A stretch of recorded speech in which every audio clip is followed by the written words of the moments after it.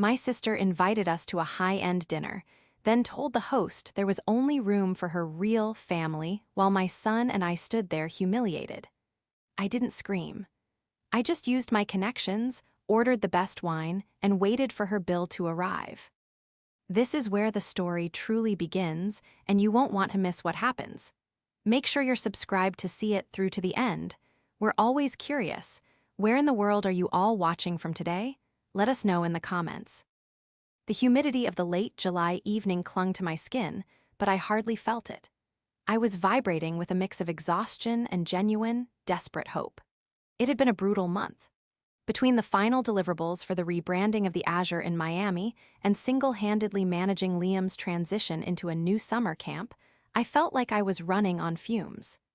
My spirit was a frayed wire, sparking and sputtering, waiting for a safe place to finally power down.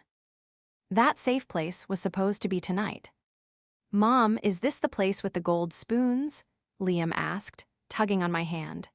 His 8-year-old face was scrubbed clean, his hair combed to the side with a precision that only held for about 20 minutes. He looked so much like his father in that moment, it made my chest ache. "It is," I said, squeezing his hand. "It's called the Gilded Spoon, remember? Aunt Sophie said it's a very special celebration." "For Oliver's promotion," Liam recited, proud of remembering the details. "Exactly." I took a deep breath as we approached the heavy oak doors. I needed this. I needed family. Since the divorce 2 years ago, the silence in our apartment had grown louder, and moments of inclusion, of being part of a larger tribe, were like water in a desert. When Sophie had called me 3 days ago, her voice bubbling with excitement about Oliver's promotion to regional director, insisting that Liam and I simply had to come, I had nearly cried with relief. It felt like an olive branch. It felt like we were finally being woven back into the tapestry of the family, after a year of them being too busy, or forgetting, to include us in weekend plans.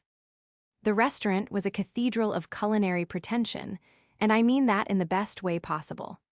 Low, amber lighting, velvet banquettes, the soft clinking of crystal, and the hum of hushed, expensive conversations. It was the kind of place where the air smelled of truffles and old money. I spotted them immediately near the host's stand. Sophie looked radiant, wearing a silk dress that I knew cost more than my first car, her blonde hair falling in perfectly manicured waves.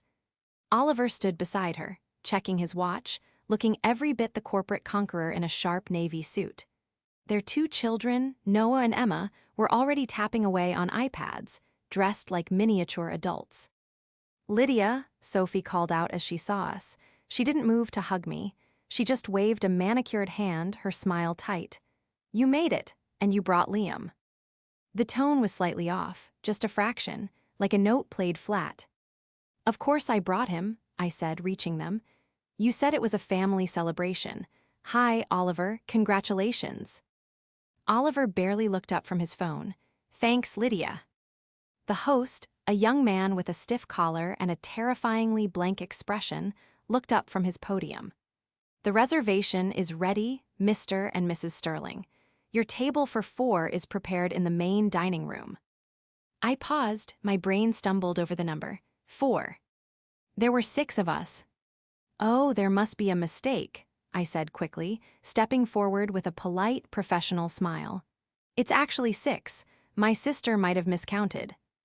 The host looked at his screen, then at Sophie. Sophie didn't look at me. She was busy adjusting the strap of her purse. "No mistake," she said breezily. "It's a table for 4. The booths only seat 4 comfortably, Lydia. You know how these places are." I froze. The ambient noise of the restaurant seemed to drop away, leaving a ringing silence in my ears. I looked at Liam. He was looking at his cousins, clutching the drawing he had made for his uncle. "Sophie," I said, my voice dropping to a whisper. "What are you talking about? You invited us. You specifically told me to come at 7. "I invited you to come out," Sophie said, her voice dropping to that patronizing register she used when she thought I was being difficult. "To say hello, to congratulate Oliver. But honestly, Lydia, this is a celebratory dinner. It's expensive. And frankly, Liam is, well, he's energetic. We wanted a nice, quiet meal for our family. Our family. The words hit me like a physical blow to the stomach. The distinction was clear. They were the family. Liam and I were the accessories, the background noise. We drove 45 minutes, I said, my voice trembling despite my best efforts to lock it down. Liam is dressed up. He made Oliver a card. Oliver finally looked up, annoyance flashing in his eyes. Lydia, don't make a scene. The reservation is for 4. The restaurant is fully booked. You should have called ahead if you assumed you were eating with us. Assumed, I choked out. You invited me. To the gathering, Sophie corrected, as if explaining quantum physics to a toddler. Look, the kids are already hungry. Why don't you guys grab a burger or something nearby? We can catch up later in the week. The host was watching us, his eyes darting between Sophie's dismissive back and my stunned face. Sophie turned to the host, flashing a dazzling smile. We're ready to be seated, just the 4 of us. She grabbed Oliver's arm. They began to walk away. They didn't even look back. My nephew and niece followed, oblivious. I stood there, holding the hand of my 8-year-old son, in the middle of the most exclusive restaurant in the city, while my own sister walked away to eat a dinner I wasn't good enough for. The betrayal was worse than the loneliness. It was a public declaration that we didn't matter. For a solid 10 seconds, I couldn't breathe. It felt as though the oxygen had been sucked out of the foyer, replaced by a thick, suffocating shame.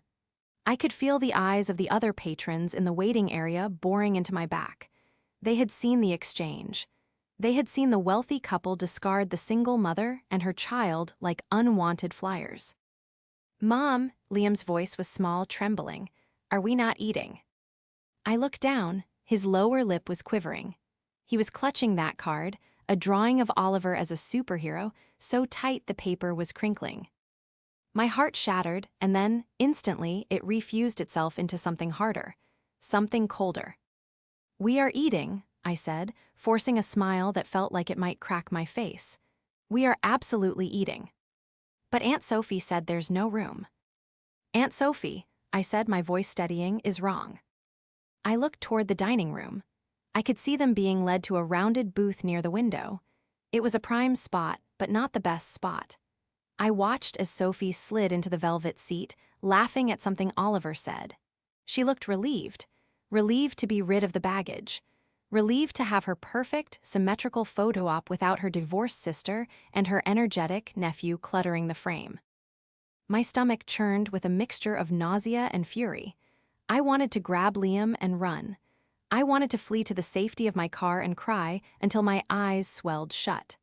That was the old Lydia. The Lydia who apologized for taking up space. The Lydia who had spent the last 3 decades making herself smaller so Sophie could shine brighter. But as I watched Sophie snap her napkin open with a flourish, ignoring the fact that her nephew was standing 40 feet away fighting back tears, something snapped. I remembered the last 3 months. I remembered the late nights I spent reviewing floor plans. I remembered the extensive text threads about lighting fixtures, menu fonts, and server uniforms. Sophie saw a trendy restaurant. She saw a status symbol. She had forgotten one crucial thing: who actually built this place. I wasn't just Lydia, the struggling single mom. I was Lydia, the brand strategist who had taken the gilded spoon from a failing bistro concept to the hottest reservation in the city. I knew every inch of this floor plan.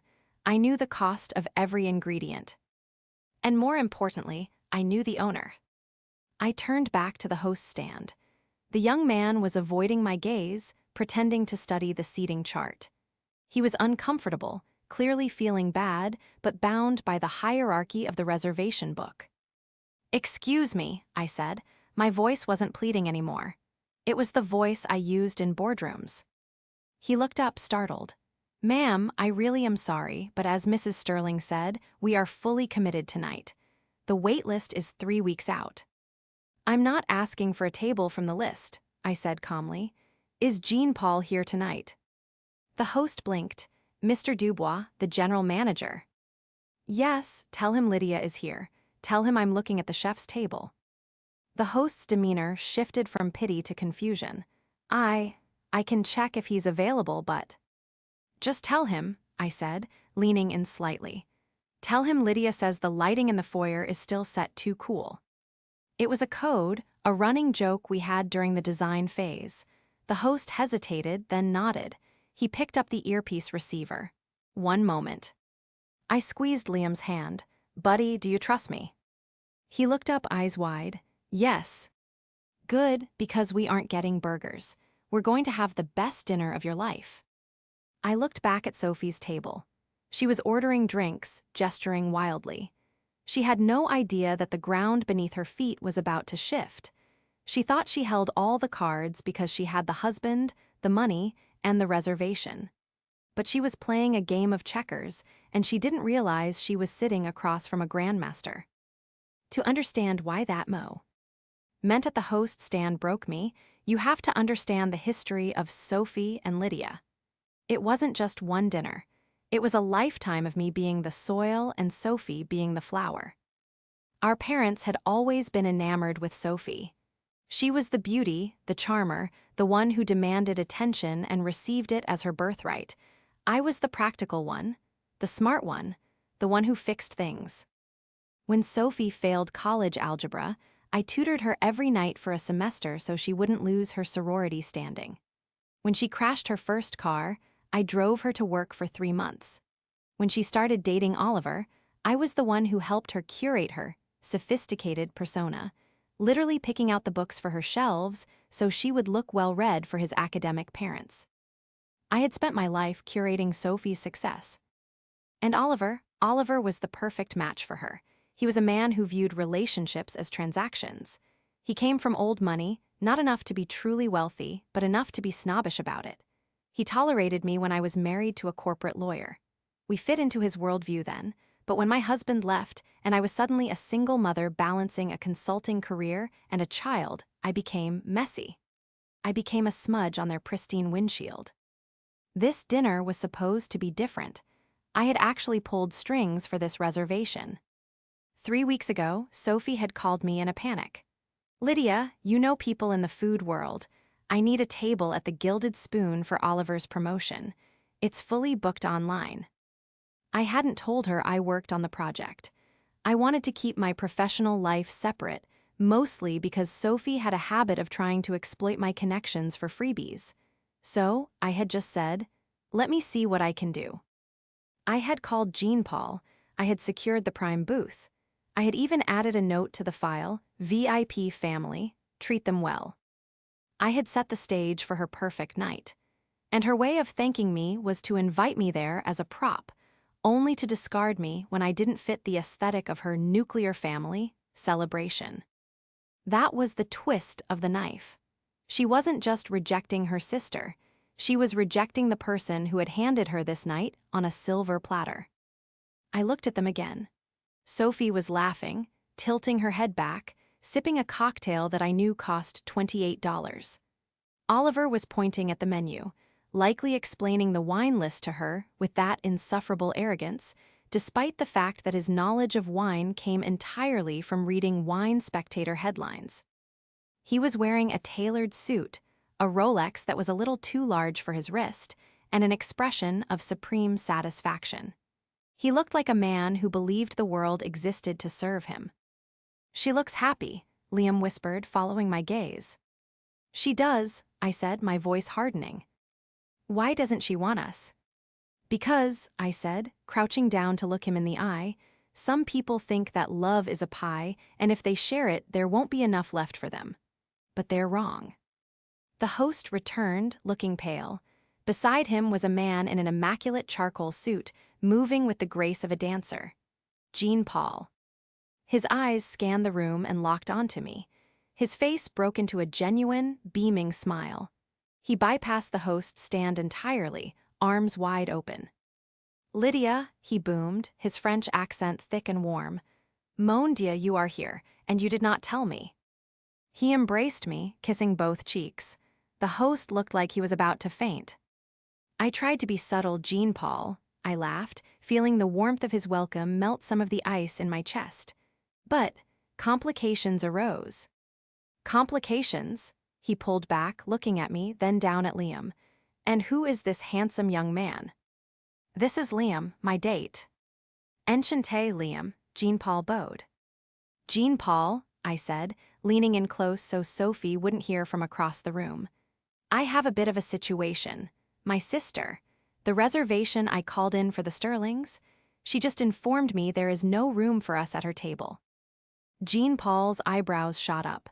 He looked over his shoulder at Sophie's booth. He saw them eating the bread, oblivious. His expression darkened instantly. He knew the industry. He knew respect. And he knew exactly how much I had done for this restaurant. She sent you away, he asked, his voice low and dangerous. She tried to, I said, but I'm not leaving. In fact, I'd like to stay, but not with them. Jean-Paul smiled, and it was a smile full of wicked understanding. The chef's table is empty tonight. It was held for a critic who canceled an hour ago. It is yours. And Lydia. Yes. The family and friends discount I applied to the Sterling table. He trailed off, raising an eyebrow. I smiled back. I think since I'm not family tonight, the discount shouldn't apply either. Don't you agree? Jean-Paul's smile widened, a mischievous glint in his eyes that matched M. Why own?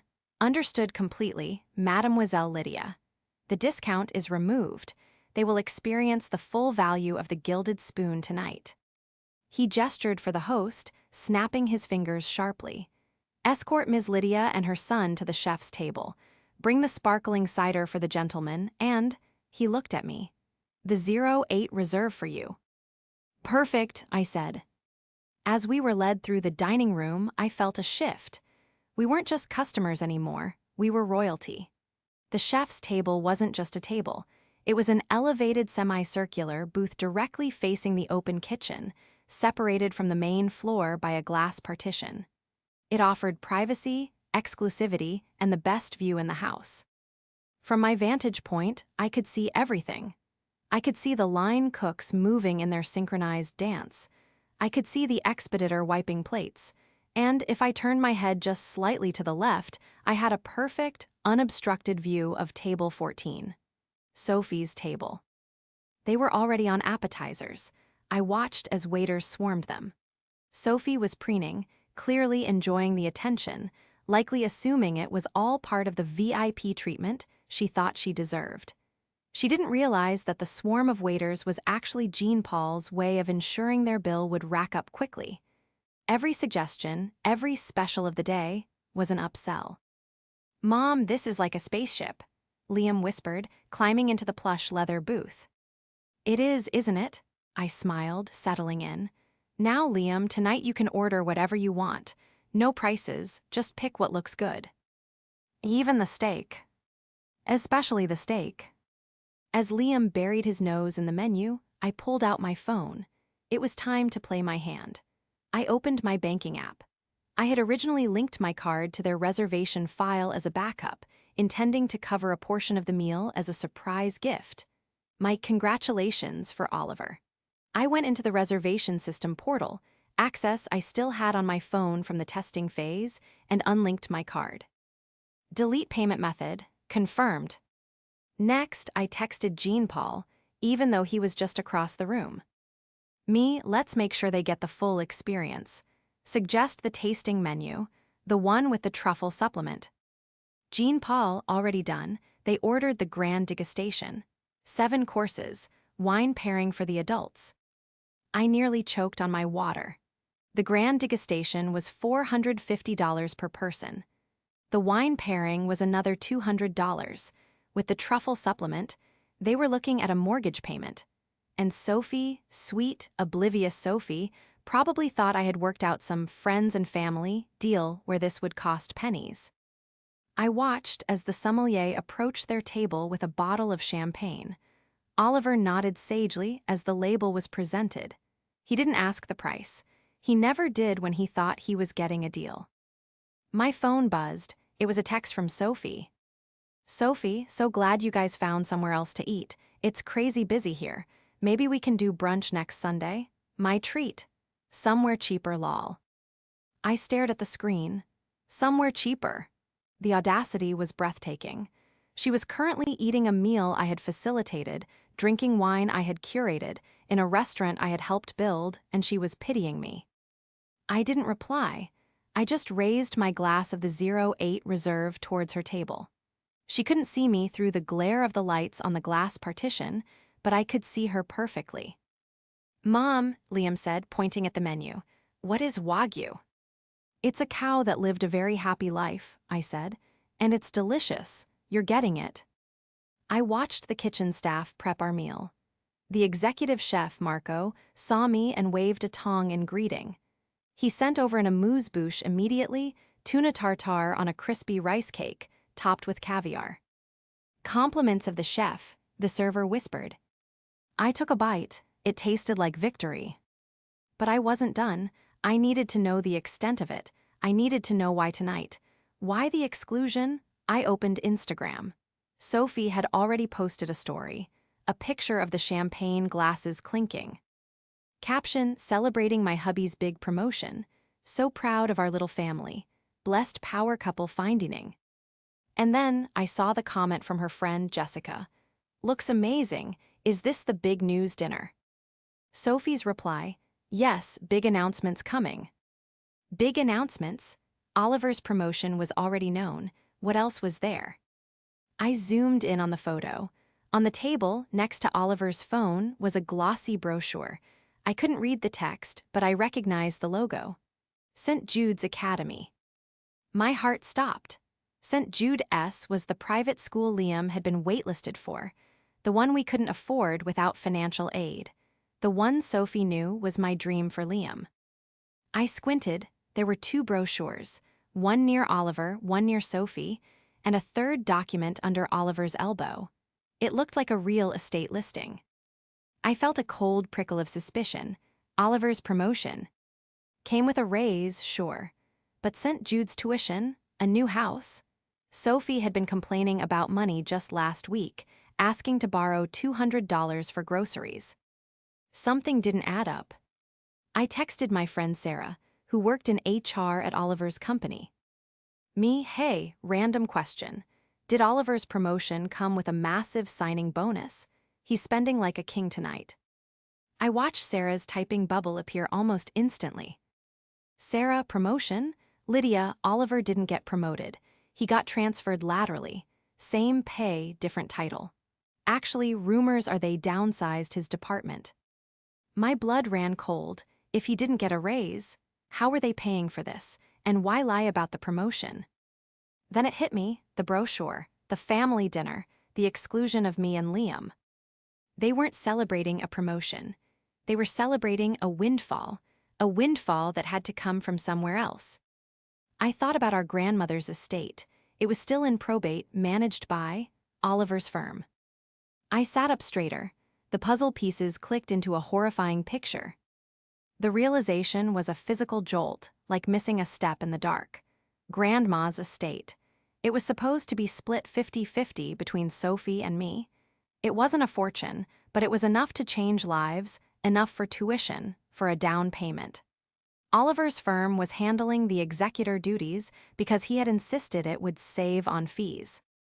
If they were spending money they didn't have, on a salary that hadn't increased, were they dipping into the pot before it was distributed? I needed proof, and I needed to ruin their appetite. Liam, stay here for 1 second. Mom needs to say hi to someone. I stood up. I smoothed my dress. I walked out of the VIP section, down the few steps, and onto the main dining floor. The restaurant was buzzing, but to me it was silent. I walked straight toward table 14. I didn't storm, I strolled. I arrived at their table just as the third course, scallops with saffron foam, was being placed down. "Everything looks delicious," I said brightly. Sophie jumped, her fork clattering against the china. Oliver looked up, his face flushing a deep, angry red. "Lydia," Sophie hissed, looking around to see if anyone was watching. "What are you doing here? I thought you left." "We decided to stay," I said, resting my hand on the back of the empty chair, the chair that should have been mine. "The staff found us a table. Actually, they gave us the chef's table." Sophie's eyes widened. The what? The glass booth, I pointed. We've been watching you. You look like you're having fun. Oliver cleared his throat. Well, that's fortunate, but Lydia, we're in the middle of a private conversation. About the promotion, I asked, locking eyes with him, or about the transfer. Oliver froze. The scallop on his fork hovered halfway to his mouth. I don't know what you mean, he stammered. Oh, I think you do, I said, my voice sweet as poisoned honey. I just heard the fascinating news that your promotion is actually a lateral move. No raise, so I was wondering, how exactly are we financing a St. Jude's tuition and a tasting menu that costs more than my monthly rent? Sophie went pale. Lydia, lower your voice. Why? I asked. Are you worried people will hear, or are you worried I will hear? I leaned in closer. Is that why there was no room for us? Because you didn't want me to ask questions about where the money is coming from. You're being paranoid, Oliver spat, regaining some of his arrogance. My finances are none of your business. We have savings. Do you? I asked. Because last week Sophie borrowed $200 for groceries, and now you're drinking. What is that? A 2015 Chateau Margaux. It's a celebration, Sophie cried, her voice rising now, attracting the glances she was so desperate to avoid. Why can't you just be happy for us? Why do you always have to ruin everything? I'm not ruining anything, I said. I'm just clarifying.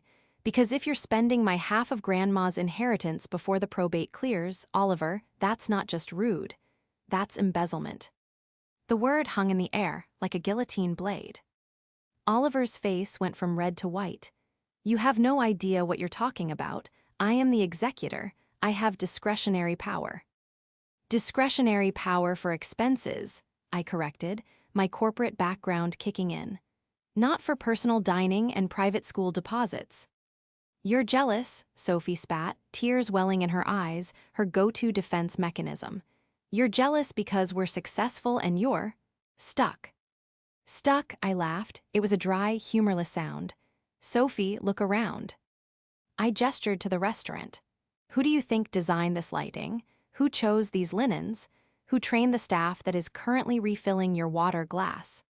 Sophie looked confused. What? I consulted on this restaurant, Sophie. I know the owner. IK. Now the manager. I know the prices. I stood up straight, towering over them as they sat in their booth. I tried to do something nice for you tonight. I really did. But you made it very clear where I stand. So, enjoy the scallops, enjoy the wine, but just so you know, the family discount you were counting on, it's gone. Oliver dropped his fork. What family discount? The one I arranged, I said. The one that would have made this meal affordable. But since I'm not family enough to sit here, I'm certainly not family enough to subsidize your lifestyle. I turned to walk away. Wait, Oliver stood up, panic finally breaking through his facade. Lydia, wait, let's talk about this. Sit down, sir. A waiter appeared instantly at his elbow. Please do not disturb the other guests. I walked back to the chef's table, my heart pounding but my head clear. I had fired the warning shot. Now, I just had to wait for the fallout. When I returned to the chef's table, Liam was happily devouring a slider the size of a teacup. Mom, the chef winked at me, he exclaimed. That's because you're the real VIP, kiddo, I said, sitting down. My hands were shaking slightly, not from fear, but from adrenaline. My phone buzzed again. It was Oliver. Oliver, you need to stop making a scene. We can discuss the estate later. Don't do anything rash. Then another. Oliver, if you mess with my reputation at the firm, you'll regret it. I'm warning you. Threats, of course, the last refuge of a guilty man. I didn't reply. Instead, I texted my lawyer, David. He was expensive, but tonight, I felt like money was no object. Me, David, emergency. I have reason to believe the executor of the Miller estate is misappropriating funds. I need an emergency audit filed first thing Monday morning, and I need to freeze the accounts. David, on a Saturday night, Lydia, must be serious. If you have reasonable suspicion, we can file for an injunction. What did you see? Me? He's spending thousands on a dinner he can't afford, boasting about non-existent raises, and I saw a brochure for a private school deposit that matches the exact amount of the initial estate disbursement. David got it. I'll draft the paperwork, don't warn him. I put the phone down, the trap was set, but the night wasn't over. Across the room, the mood at table 14 had shifted drastically. The laughter was gone. Sophie was whispering furiously at Oliver. Oliver was checking his banking app on his phone, looking sweaty. The grand degustation continued to arrive, course 4 roasted duck breast with cherry reduction, but they were barely touching it. They were realizing the math. I watched as Jean-Paul walked by their table. He stopped, not to check on them, but to inspect a water glass on a nearby empty table. Oliver tried to flag him down. "Excuse me, manager," Oliver called out. Jean-Paul turned slowly. "Yes, monsieur." "There seems to be a misunderstanding about the bill," Oliver said, his voice tight. "My sister-in-law, she works here." "Ms. Lydia," Jean-Paul smiled. "She is a valued consultant, one of the best." "Right, well, she mentioned a discount. We just want to confirm that's still active." Jean-Paul's face became a mask of polite confusion. "Active? Monsieur, discounts are discretionary. They are extended to friends and family of the house, since Ms. Lydia is dining separately, and you indicated she was not part of your party. Surely you understand." "But we are family," Sophie cried out. "She's my sister." "Ah," Jean-Paul nodded sagely. "But earlier, the reservation was quite specific. Only room for 4. The system reflects what the customer requests." He bowed slightly. "Enjoy the duck, it is exquisite." He walked away. Oliver slumped back in his seat. Sophie put her head in her hands. I felt a twinge of pity, just a twinge. It was the old instinct, the one that wanted to fix things for her. But then I looked at Liam, happily eating his ice cream, completely unaware that his aunt had deemed him unworthy of a seat.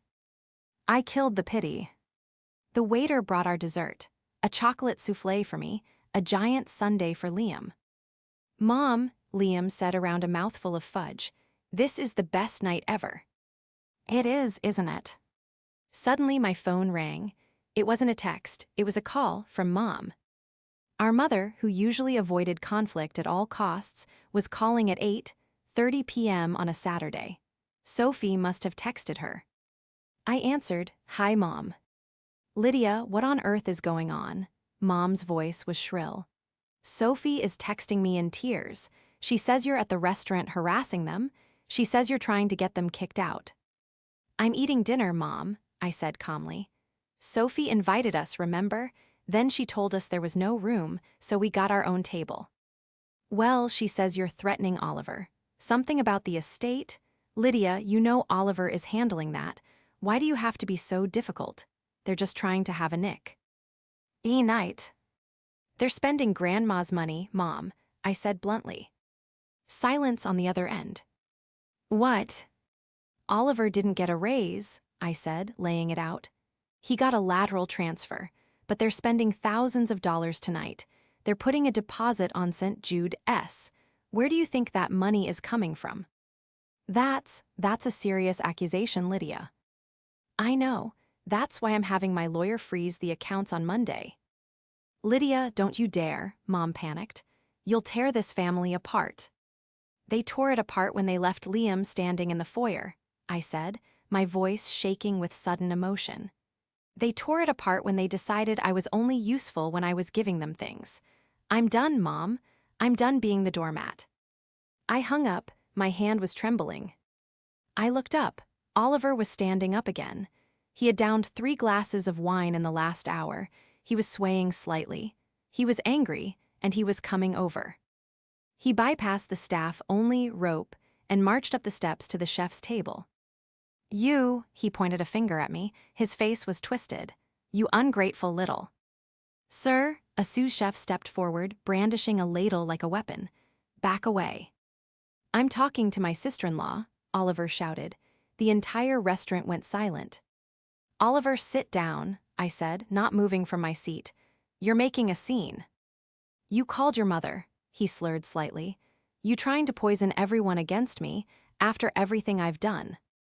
Everything you've done? I stood up then. Like stealing from the estate, like lying to your wife about your job. I didn't steal, he yelled. I borrowed. I was going to put it back when the bonus came in next quarter. Gasps rippled through the dining room. He had just admitted it, loudly.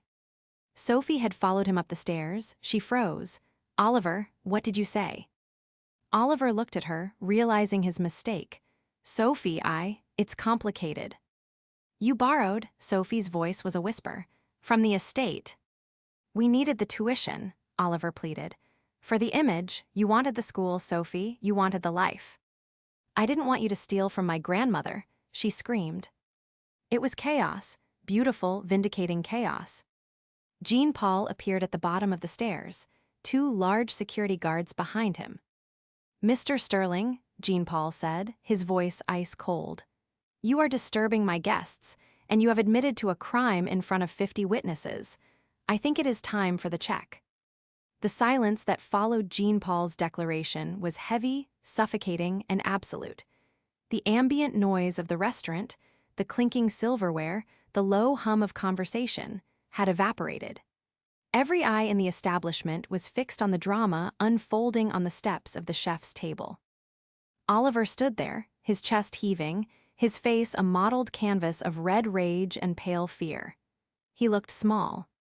Stripped of his bluster, stripped of the successful executive costume he wore so tightly, he was just a desperate man who had been caught red-handed. The check, Oliver repeated, his voice cracking. Fine, bring it, we're leaving. Excellent, Jean Paul said, his tone clipped and professional. He didn't move. He simply raised a hand, and a server appeared instantly with a black leather folder. It was thick, heavy. Jean Paul took it and descended the steps, walking Oliver back to table 14 like a principal escorting a truant student. Sophie followed, looking like she was walking to the gallows. I stayed in my seat, watching from above like a judge on a dais. Liam had stopped eating his sundae, sensing the shift in the air. Is Uncle Oliver in trouble? He whispered. Yes, baby, I said softly. Big trouble. I watched as they reached their booth. Oliver sat down heavily. Sophie stood by the edge of the table, her arms crossed, refusing to sit next to him. Jean Paul placed the folder on the table. He didn't just drop it, he presented it with a flourish. Oliver opened it. Even from across the room, I saw the flinch. It was a physical recoil, as if the paper had bitten him. He stared at the number. He blinked, rubbed his eyes, and stared again. This, Oliver spluttered, his voice rising again, carrying across the silent room. This is a mistake. This is $3,400. $3,412, Jean Paul corrected smoothly. Plus gratuity, of course. For dinner, Oliver shrieked. This is robbery, this is price gouging. It is the menu you ordered, monsieur, Jean Paul said, his voice projecting so the nearby tables could hear. The grand degustation, 7 courses, the white truffle supplement from Alba, the Wagyu beef upgrade, and of course the 2015 Chateau Margaux and the champagne toast. You consumed it all. Very enthusiastically, I might add. But, Oliver looked around wildly. His eyes locked onto me up in the glass booth. Lydia, tell him about the discount. Toed up slowly. I walked to the glass railing. I didn't shout. I didn't need to. The acoustics carried my voice perfectly. There is no discount, Oliver, I said. Discounts are for family, and as you pointed out when we arrived. There was only room for 4. You wanted to be the big man. You wanted the private celebration. You wanted the VIP treatment. Well, this is the price of admission. I can't pay this, Oliver yelled, slamming his hand on the table. I don't have $3,000 liquid right now. You just said you borrowed from the estate, Sophie's voice cut through the noise. It was quiet, deadly. She picked up the check and looked at it. Her hands were shaking. You told me you had a bonus. You told me we were celebrating. And now you're saying you can't even pay for the dinner you ordered. Sophie, listen, Oliver pleaded, sweat beading on his forehead. It's a cash flow issue. The assets are tied up. My grandmother's assets, Sophie corrected. She looked at him with a look of pure revulsion. It was the look of a woman realizing she had been sleeping next to a stranger. You lied about the job. You lied about the money. Did you lie about the school too? Did you even send the deposit? Oliver looked down at his shoes. That silence was the loudest answer of all. Oh my God, Sophie breathed. She backed away from the table. You fraud. I have a corporate card. Oliver scrambled, pulling a sleek black card from his wallet. I'll put it on the firm. I'll figure it out Monday. He handed the card to Jean-Paul. Jean-Paul took it, looking bored. He walked to the portable terminal the server was holding. He inserted the card. We waited, the machine beeped, a harsh, dissonant buzz. Declined, Jean-Paul said loudly. Try it again, Oliver insisted. It's a platinum card. It is a cancelled card, monsieur, Jean-Paul said, looking at the screen. The issuer signals card not authorized. It seems the firm has deactivated your privileges. The room gasped. It was the final nail. The lateral transfer wasn't just a transfer. He had likely been stripped of all power, perhaps even fired, and was hiding it. Oliver slumped into the booth, burying his face in his hands. The facade had completely crumbled. The arrogant executive was gone, replaced by a terrified man in a suit he couldn't afford. I have another card, Oliver mumbled, reaching for his personal wallet. My debit. Stop, Sophie said. She reached into her purse. She pulled out her own card, a simple bank card from her personal account, the one she used for her Etsy shop earnings.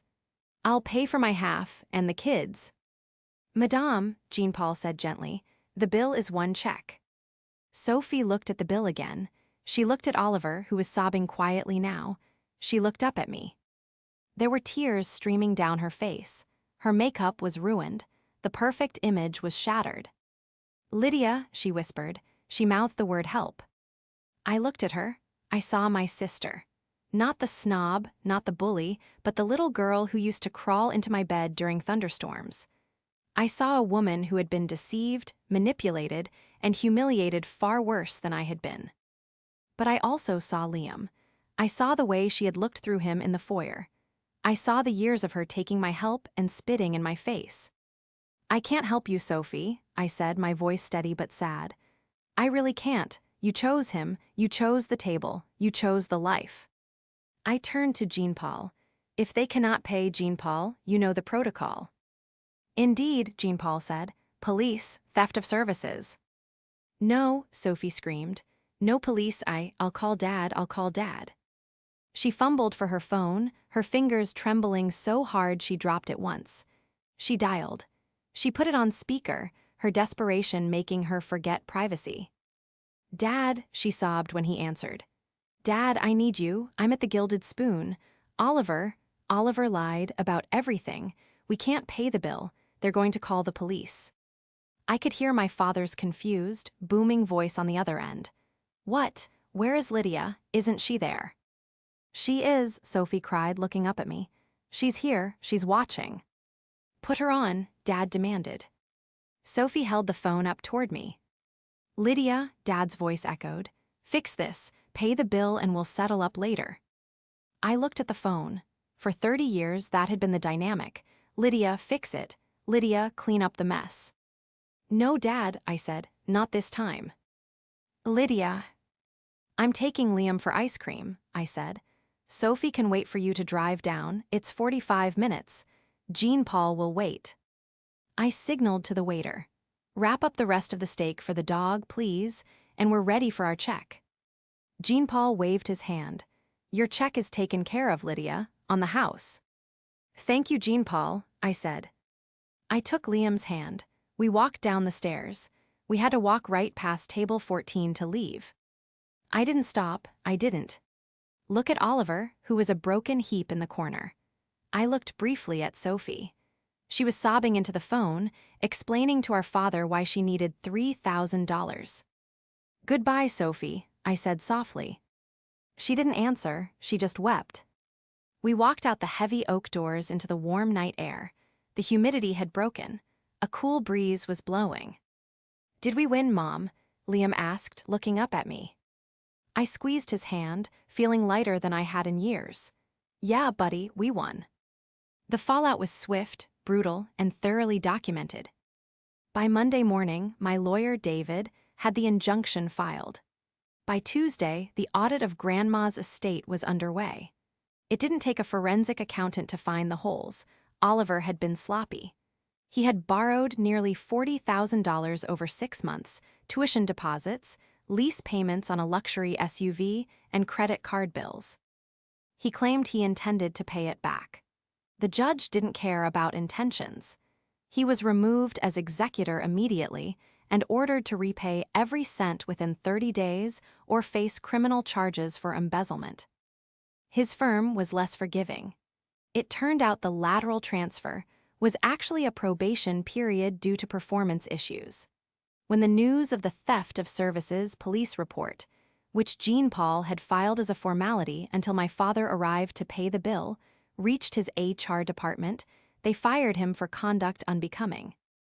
Sophie didn't stay. She couldn't. The house of cards collapsed the moment the money stopped flowing. They lost the house they were renting. Oliver moved into a motel. Sophie and the kids moved back in with our parents. I didn't visit them. I stayed away. I focused on my work on Liam and on rebuilding my own peace. 2 months later, on a crisp October afternoon, my doorbell rang. I checked the camera. It was Sophie. She looked different. The expensive highlights were grown out. She was wearing jeans and a simple sweater, not the designer labels she used to flaunt. She looked tired. She looked older. I hesitated, then opened the door.